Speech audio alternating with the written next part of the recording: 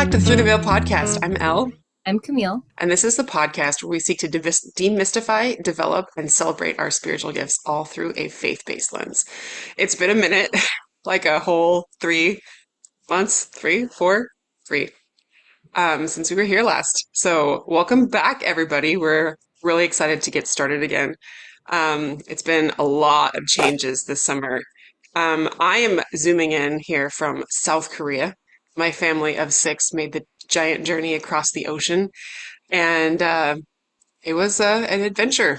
Not a smooth one all the time, but we're here now. We have all of our stuff, and we are 80% unpacked. It was big, big life adjustment for all of us this summer. What have you Yeah, been up to, Camille? we survived summer. I think that's Kids an are accomplishment. kids are back in school. I have more sanity. Yeah, we moved last summer and we're 99% unpacked. There's still two boxes in the Hey, basement. I don't even care about them. I don't even know what to do. I think you should keep them for a couple of years. It'll be like a surprise. You'll be like, what's in here? It's Yeah, like the kids have already Christmas. found some toys. Like, what? That's where the water paintings toys were. We haven't seen that forever. Well, we are easing back into our podcast schedule. The time difference is pretty extreme. So Camille and I are flexing on both ends. I think we're going to try to hit, for at least the first couple of months, a bi-weekly schedule. So we'll get at least two podcast episodes out every month. We do have some people I'm really excited to interview coming up with this season. Are we doing seasons? I mean, I feel like we usually take. it's technically season three. Right. We take a break over the summer. I think it's a common thing. Maybe not always this long, but I feel like we generally do. Yeah. We have like full families and kids, and summertime is crazy and busy, and we might need it for our mental health, Yeah. which is the conversation we're going to talk about today. Beautiful segue. As Camille pointed out before we began, it's not just in America. I mean, it's kind of a global problem right now. Mental health is becoming a huge issue. We're having unprecedented numbers of anxiety and depression, along with a whole slew of other concerns that are popping up. Elle and I have talked about this before. We haven't mentioned it much on the podcast, but how have these spiritual gifts that we use and have developed and that we celebrate, how have they contributed or affected our mental health? How has that made a difference? Because Elle, you've been practicing these gifts for what, 8 years? Almost 10, yeah. Yeah, and I started about 3 years ago talking to Elle is when I met you virtually. I approached Camille, I don't know, like in May about this subject, but I wanted to hit on it and talk about it. I had been reflecting with my husband some trends that I had been reflecting on in my life. He mentioned to me how much of a difference he had seen in me in the past at least 8 years, with my ability to handle things like depression, which I have struggled with, over the course of my life. I had serious depression when I was a teenager and through my early years of college. And I had suffered with extreme, self-worth issues and um, finding a place and feeling like I fit in. I've always been a little bit of an anomaly, and I've always been in the military, and so I've moved constantly throughout my whole life, which gives kind of like a lack of a social sphere. Hmm. And we are social creatures at our core nature as human beings, I think, and that social environment that you're in, especially as a young person, as a teenager, really helps develop a lot of who you are and who you're going to be. And Right. so as a teenager, right, I mean, we see that all the time today it's played in every high school drama on TV and all half the movies that we consume, right?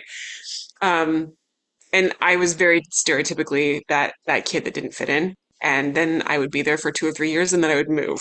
So just as you were getting a foothold in a social environment, I would move to someplace new. And a lot of times, especially the older you get, the friendship groups are established. They're set up Oh, and it can be yeah. challenging. Absolutely. Yeah. And I also I want to don't point out think it, something interesting that you said, though. You said that Madison is noticed because sometimes it's hard to see changes in ourselves. But for someone yeah. else, like from an outside perspective, I mean, to just be like, hey, this is what I've noticed. Sometimes we don't see that stuff ourselves. So I think that's cool. So, like, fast forward, I started depression medication when I was in college, and it never really helped. And so I had to find alternate methods of like coping skills, coping mechanisms, which I did a lot through diet and exercise, and that actually helped a great degree. It also made me a way healthier person. So no regrets there. Yeah. But it was still something that I struggled with all the way through my 20s. And when I met my husband, we had been married 2 years. We had graduated college. We met in college, and we had moved to Pennsylvania. And that was 3,000 miles from any family, any support systems. I had two little kids, both toddlers, and my husband was in law school. So I was a law school widow. Camille's familiar with this too, as her husband also did the same. Um, it's rough times. It's rough times. That was probably some of the darkest times I've ever had. And that is when spiritual gifts entered my life. Segue. Segue. It's funny how sometimes the Lord will juxtapose, and maybe it's because we can't see the light unless we're in a place of darkness, which we see frequently with like grief and the transitions of big life changes that shake us to our core, right? That's often when we find we have a transformative experience. And this definitely was in my situation. I struggled a lot with this gift that I had known I always had, but had been terrified of.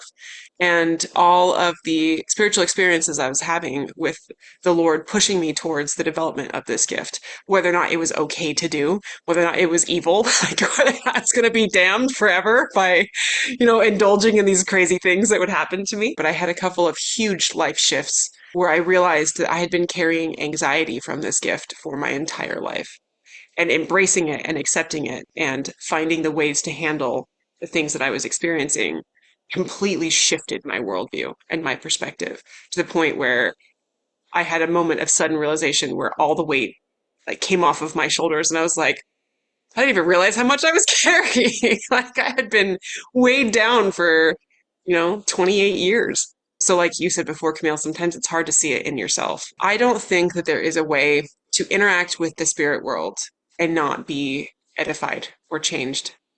And we Right. see that with like religious transformations of people all the time. You find God, you find Jesus, right? And your life takes a pivot. And even any other, faith background, the moment that you attach yourself to something that brings light to your life, that shifts your emphasis of where you're looking from whatever it was before to love or to connection, development, God, something greater Gratitude. than yourself. Yeah. Yes, gratitude. Um, the changes are sometimes slow and sometimes subtle, but overall, it's like that plane analogy, right? Just a degree here or there, all of a sudden you end up 4,000 miles from where you would have been without that. And I see that in the outcome of my practice of these spiritual gifts, because we all have people on the other side who love us, who are incredibly invested in our lives, who have our very best intention, our very best development, our very best success at heart, and are actively helping us to achieve that. It's incredibly encouraging. Yeah. Every time I have a session with someone, my goal is to leave better than we came. I will say that every single time. But when you actually do, and you can feel the immense joy and the hope that it carries, knowing that you have people on the other side that are rooting for you and helping you, you come away a better person because of that. You can't touch goodness and not be affected by that. And I do want to ask, actually, I'm curious because I don't know if we've really talked about this, but as you practiced your gifts, did you start to become acquainted with family members on the other side that maybe you didn't get to know very well when they were here? Have you had any experiences like that where it's like, not only do I have this grandma that loves me and that grandma, but I've got this great grandma and there's this like, great uncle or somebody. Like, have you had experiences like that where it feels like Yes. your circle of support has expanded because your awareness of who's actually vying for you on the other side has grown and you're like, well, this person too. Yeah. One of those dear people to me is my great grandmother, my grandmother's mother. Um, I think I had met her maybe twice in life. She lived pretty far from us, and sometimes she would come and she would stay like a week with my grandma, and sometimes our times there would overlap. And I remember seeing a picture of her when I was really, really young. my grandmother kept a picture of her, a little round frame about this big with floral in it. Just that's what they did in that time. And it was just her face. It was a candid shot. And I asked my grandma, I was like, who is that? She's like, that's my mom. Um, I met her only twice, but I think it was late 2016. It was one of the very first experiences I had. I was struggling really, really hard. I was in a really deep depression in this point. And um, I was dabbling in things like meditation, trying to figure out how to strengthen my connection and get control of all these experiences that I would have somewhat randomly, right? And I sat there trying to find something to hold on to, trying to find some connection, make it work on purpose. And I felt someone come and stand next to my bed. They come and came close to me. I was like, what? Who's that? I felt like it was a woman. It was a female. And then all of a sudden, this picture came into my mind. I hadn't seen that picture. I don't know. I was at this point like 20, 27 or 28. I hadn't seen it since I was like five, maybe. Like, I had no conscious recollection of this picture. And it very clearly, I could see all the detail in this picture of her face and the frame. It was like a dusty rose pink color and had all of the little pressed imprints of like a cast photo frame. And I saw the details of her face and I was like, that's a really strong recall. And then I felt her and it was like the picture came and then her presence would come and then the picture came and then her presence, like, get the gist by You're like, association, man. okay, I got it. I was like, oh my gosh, is this my grandma Myler? Like, who is this? And then I just felt this burning confirmation of like, oh my gosh, she's here with me right now. And I don't think I had the particular development at that time to understand any particular messages coming from her, but the feeling was this effusive love and support. And I just knew in that moment, I knew that she was like a guardian angel. Like she was someone who was with me consistently. And I don't think that I could think back and recognize her presence, but I knew she had like manifested that to me. She told me without words that she had been there and she was a constant presence around me all the time, which was incredibly comforting because I felt very isolated and very, very alone at that point in my life. It was a huge support just to know that I wasn't always alone. That's really cool. I had an experience where I had a great grandma come through and I didn't really get to know her. She didn't seem to have a personality when I was growing up, and I only saw her a handful of times. And she just, I don't know, I didn't really bond with her. And so I felt her just a couple months, it was like in the last month. And it really caught me off guard because I was like, who is this? And then I had a sense that she's really short. And I was like, and she had like curly, kind of grayish white hair. And I was like, well, I know who that would be. She was like 5 foot tall. Fits fits the description, if nothing else.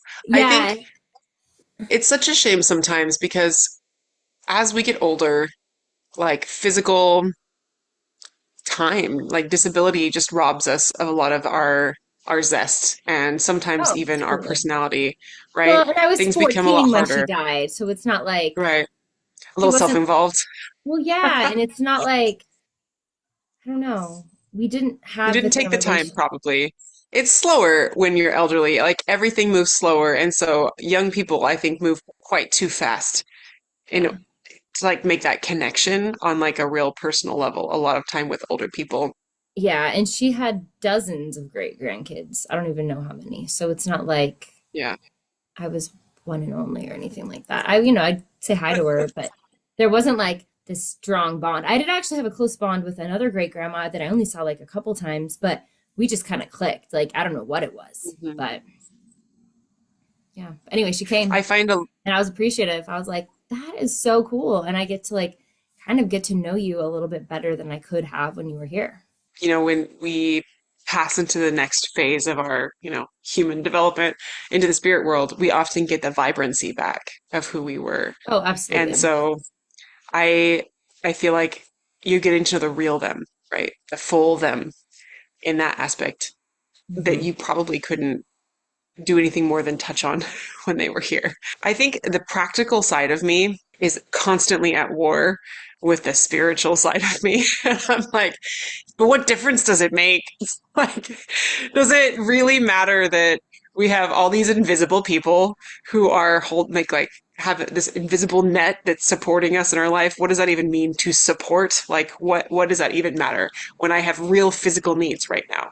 Like I have this very present difficulty or trial or issue that I'm dealing with, whether it's kids or finances or marital problems or career issue, like how does that help me at all? All of these things that wear us down and cause us to have real struggles in our lives, like the burdens and the hardships that we are carrying on our backs constantly.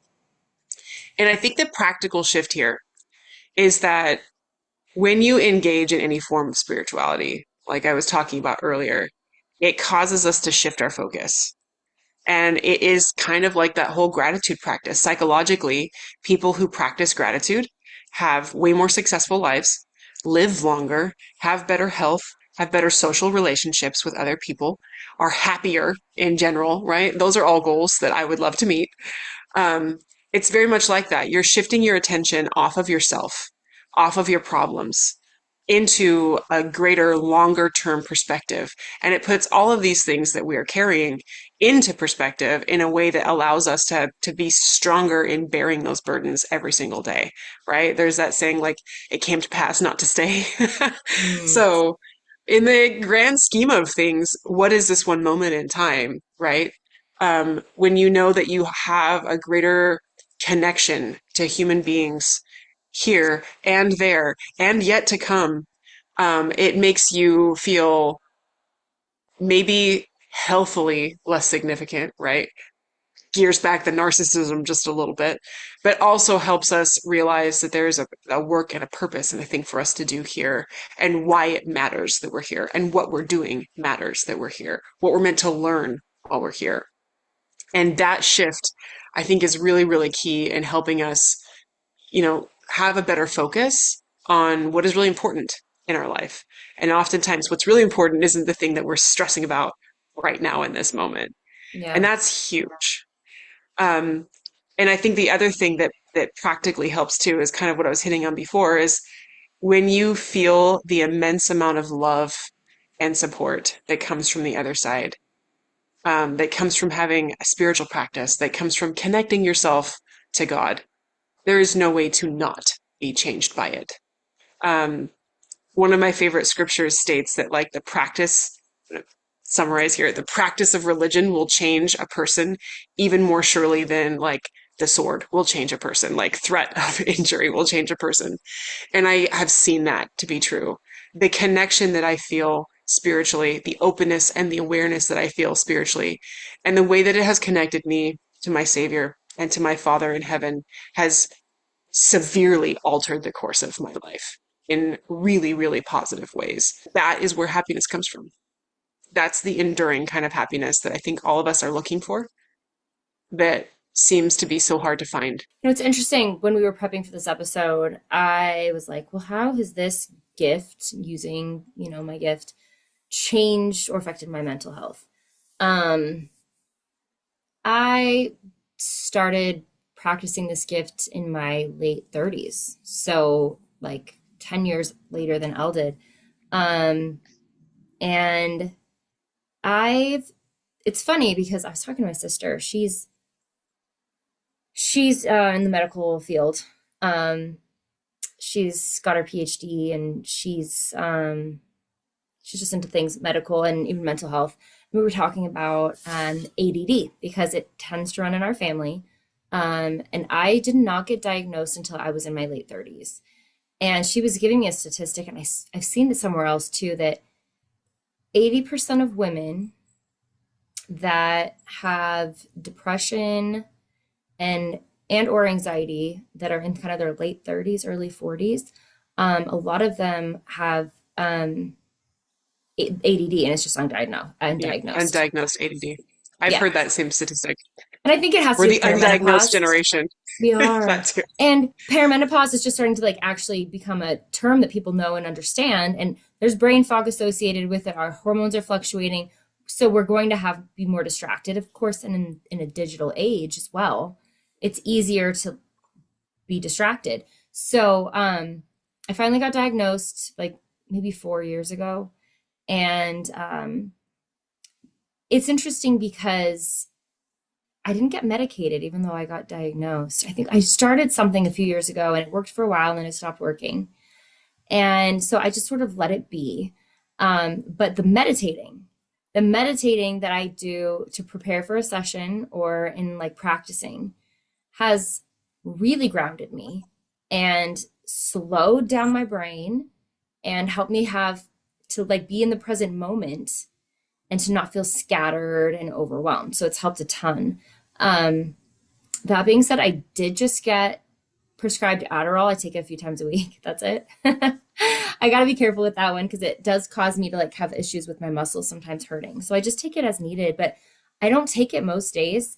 Um, and it's just interesting like how much this gift and being in I have to stay in a good headspace, right? I can't allow Yeah, myself to spiral and be like out of sorts if I have a session coming up.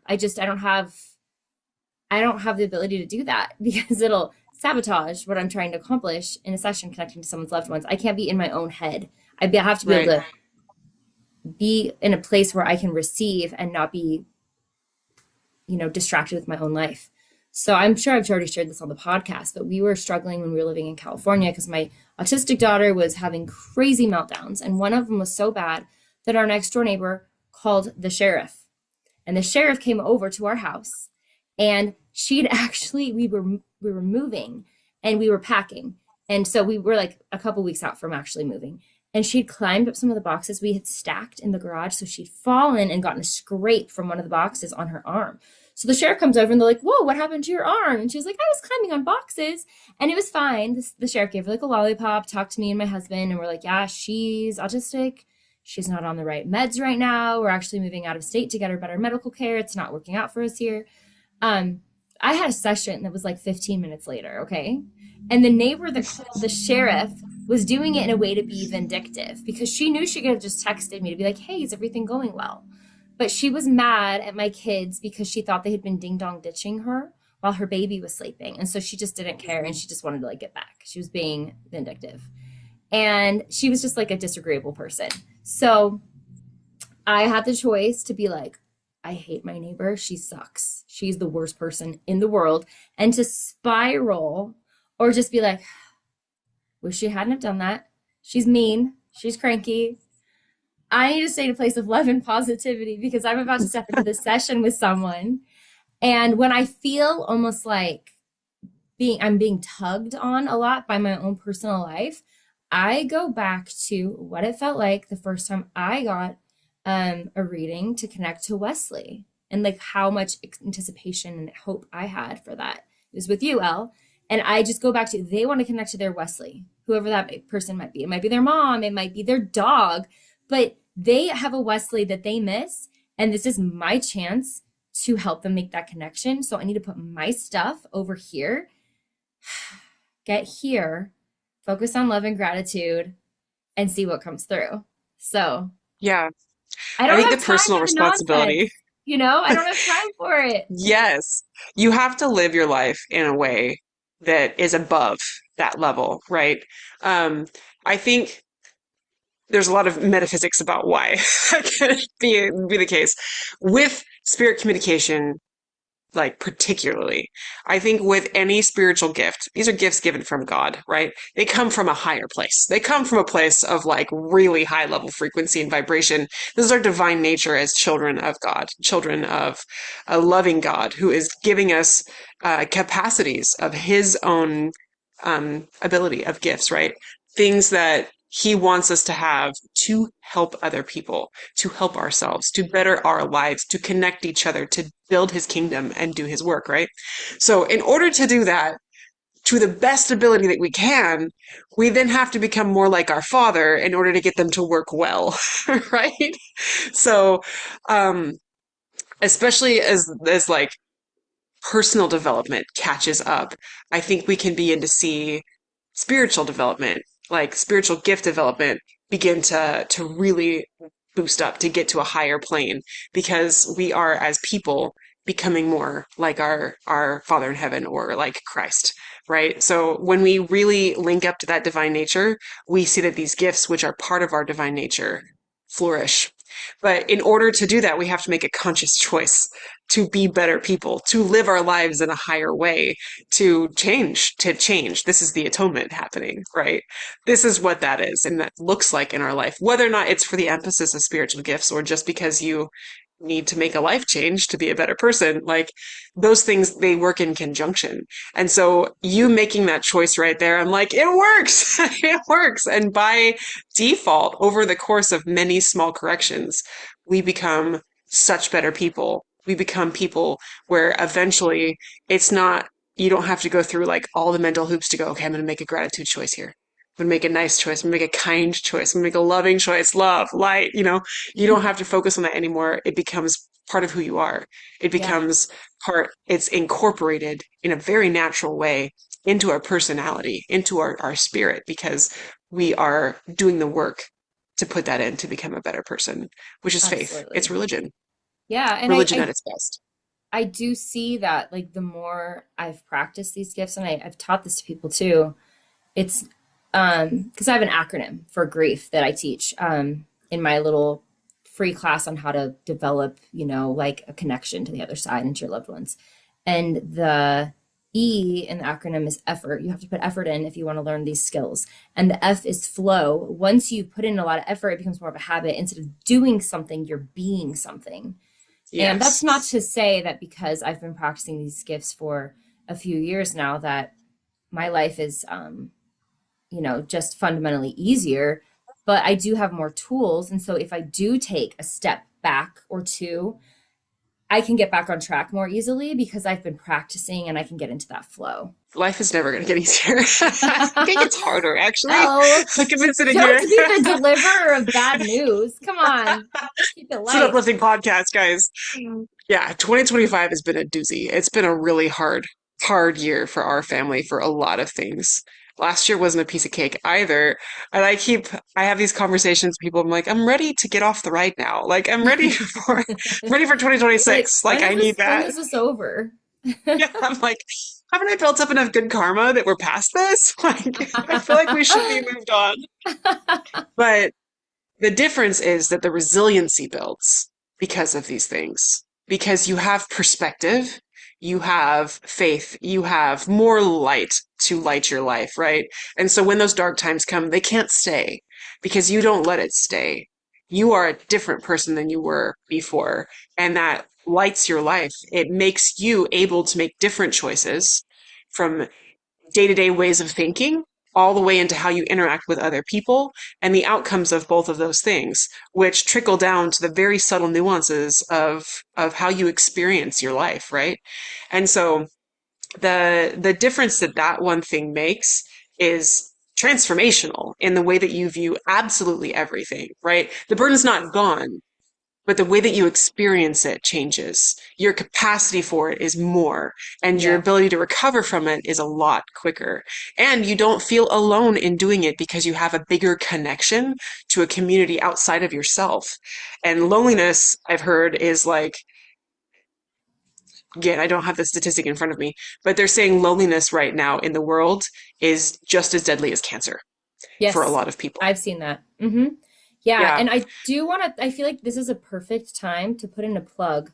So, that grief class that I was talking about, it's like 30% we talk about grief and what to do when you've had a loss, and then 70% like the beginnings of how to connect with your specific loved one. That's a great offering that I have. It's 2 hours, it's free. And if you love that and you're like, I get this, I want more, that's when you go to Elle's class and she teaches you, is it which is eight? starting.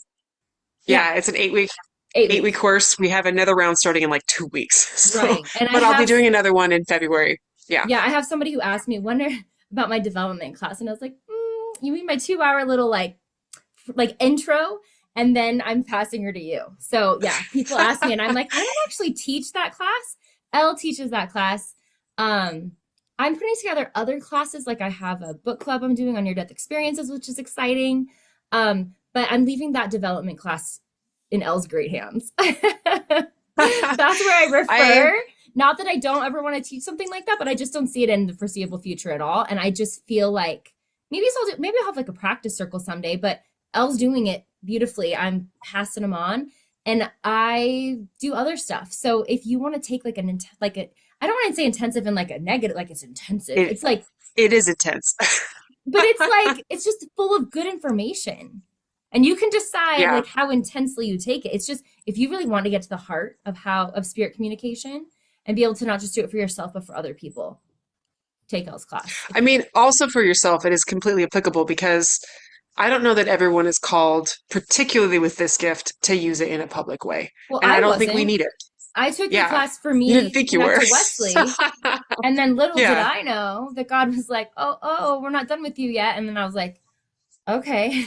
So here I am. I think that's the amazing thing is like with spiritual gifts, like we mentioned, they are bits of divine nature that we all carry for the purpose of helping each other, right?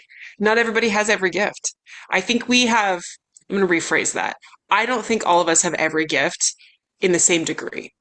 I Mhm. think there are things that are particular to individuals, and there are things that we all may have access to that some people may just be better at. I'm also an art teacher. I'm real passionate about art. I paint, I draw, I do all the things, right? I think everybody can do art. I really believe that. People are like, oh, I can't draw, I can't paint. I'm like, no, you don't know the techniques. You don't know the methodology of how this is done. If you knew how to do that, you would be able to draw. You would find your niche. You'd find your thing. Right. Maybe it's like photorealism. Maybe it's abstract. But everybody can create, right? And I think a lot of spiritual gifts fall under that umbrella. It's to what degree is your capacity? Where is your niche of thing, right? We're all creators. We are all children of a loving God who wants us to have this capacity to build his kingdom, to do his work, to bless each other. You know, we are his hands while we're here. And so I think maybe your capacity with spirit communication may just be personal for your own benefit, for your own education, for your own connectivity. The effects it will have in your life will still be that light. It will still be that positivity. There's no way for it not to be. When you are touching heaven, it touches you. Right. It changes you. You become something different. Yeah. And My that then husband. bleeds back into everything else. Right. My husband took your Yeah. class just so that he could understand more of what I do and strengthen his connection with our son. And yeah, definitely accomplished that. And it's been cool. Like just, sometimes we were hiking a month ago and he said something like, oh, I feel like Wesley's here with us. And it's not that he wasn't having those experiences before. It just seems like they're a little bit more um palpable for him. There's more confidence there, more familiarity with how these gifts work, which is super cool. Yeah, you know what to look for.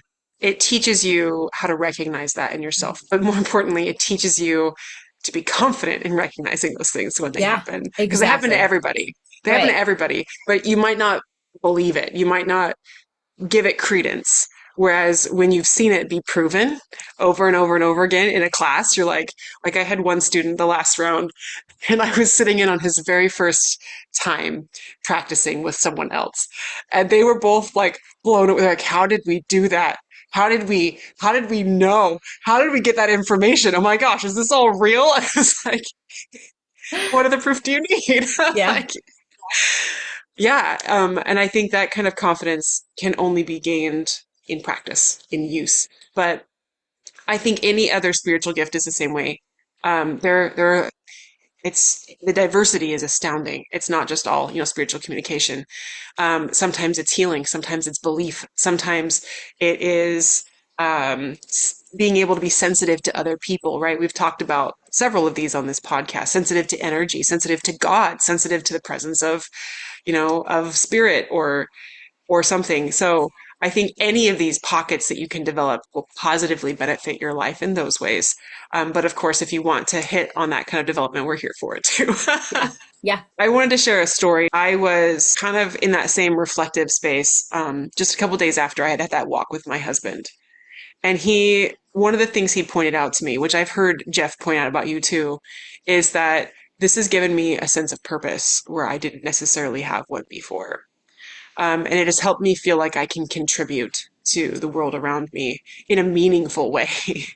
um, and that has really helped me build my confidence in myself and helped me find value in a place where I had a really hard time finding value before.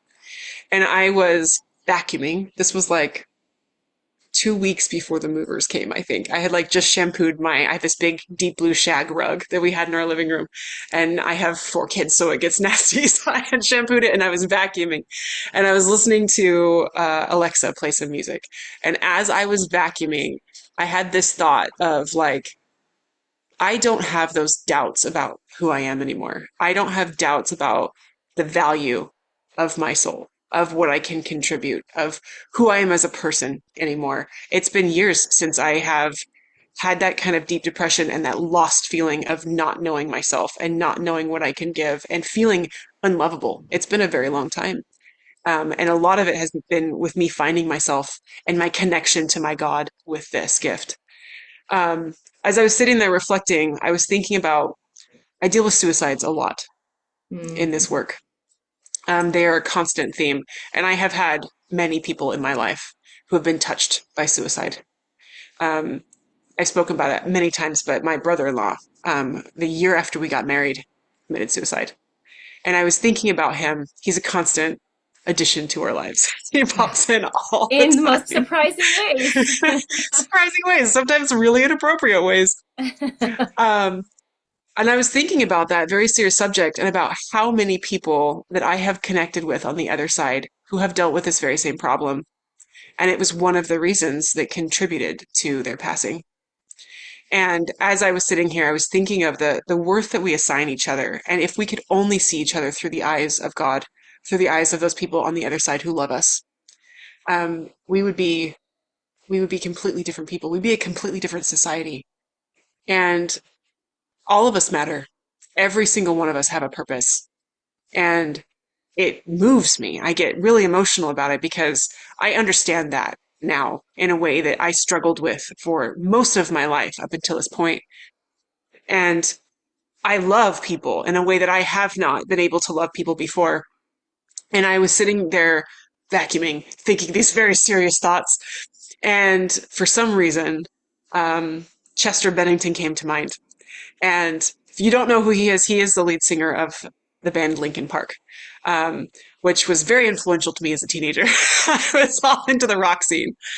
I have no idea. Like, I don't have a personal connection to the man. I hadn't been thinking of him at all. But for some reason in that moment, suddenly he came to mind and I had an overwhelming flood of emotion, of recognition of that. And the importance of human life and human beings and the outreach that we need to do to those people that are struggling with that because they have that lack of connection, that lack of love or self-worth or purpose in their life. And as I was thinking that, all of a sudden, the last song he recorded came on Alexa. Oh, wow. And that song talks about how much we matter. The song is called One More Light. So the song, he actually didn't write the song, but it talks about mental health and it talks about the worth of human beings. And it said, if they say, who cares if one more light goes out in the sky of a million stars, it flickers. Who cares when someone's time runs out? In a moment, it's all we are. Or quicker. Who cares if one more light goes out? Well, I do. And that just like hit me so hard in that moment. The correlation of that, which probably if those two events were disconnected, I might have discounted, but they came so close on each other. I was like, this is a message that needs to be shared. Like, we all matter and we should all care and we all need to have outreach like that. And so if you are someone who is struggling with mental health right now, if you are someone who is struggling with worth or value or purpose or love, know that you're cared about. People care. People care here and people care on the other side. And more So than many you can people. even understand. You have Yes. no idea. Oceans of people. Yeah. Right. And that is one facet of why I'm so passionate about this work in particular, because if you could just connect for a moment to that amount of love on the other side, you would be transformed. There's no way you wouldn't be. We carry all these burdens and we don't realize how much love there is rooting for us all the time. And I think that Both. some of us can say we've had those experiences where it's like we're feeling really down, and all of a sudden there's just an energy shift that we didn't create and we don't know where it came from. Yeah.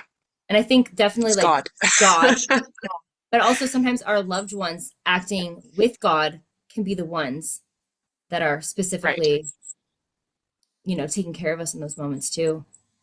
And Yeah. yeah. And that is not unrelated. Like, I think that oftentimes it's all one work and they are Oh, doing that work. absolutely. It's So synchronized. Yeah. it's angels, a ministry of angels, right? Hmm. And if we all could just take a piece of that home with us, I think that's our job here. Like, that is what we do. That is literally this work. We want to give a piece of that love, that connection that we don't actually ever really lose. Hmm. Um, it's terribly Amen. important. Amen. Amen to that. If you guys want to follow our community, you can check out our Facebook group. You can find the link on our website. It's throughtheveilpodcast.com. We have a community. We have a Facebook group, and we have 60-ish episodes at this point of this podcast. So if you want to dive in, there's plenty of deep waters there. Um, you can like, share, and subscribe. That helps the channel, especially after we've taken a break like this to get it back bumped up.